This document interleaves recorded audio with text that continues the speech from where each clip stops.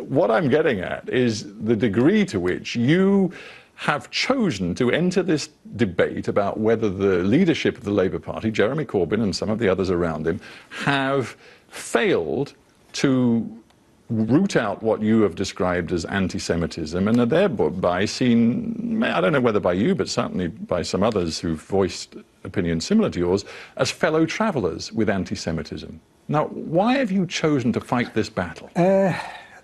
I'd like to say something grand and say it chose me. I was not the first person to perceive that there were problems with anti-Semitism in the Labour Party. A lot of Labour politicians were saying that, and a lot of Jewish Labour politicians, but Labour politicians, Labour MPs who happen to be Jewish, are still full of anxiety about it to this day. And we had two individuals, Ken Livingstone, very well known in the party, Naz Shah, an MP, who said things which, well, they either recanted in the case of Naz Shah, not so much in Ken Livingstone's case, but they were, well, not at all. They were put through a series of investigations and inquiries, suspended, at least for a time, from the party.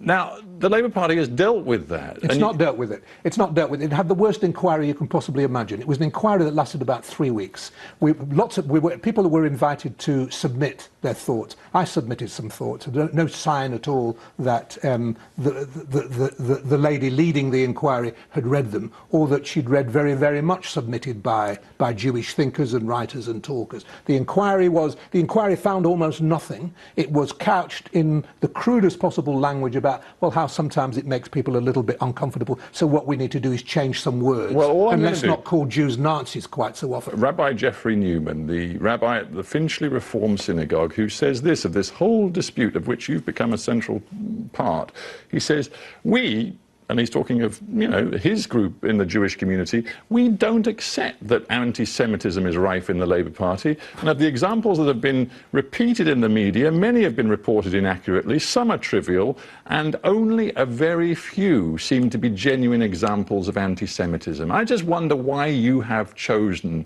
to vest so much in this, as you would say, as a signal of something that is so very wrong. Well, I would wonder why someone why someone Jewish would choose to say what he said.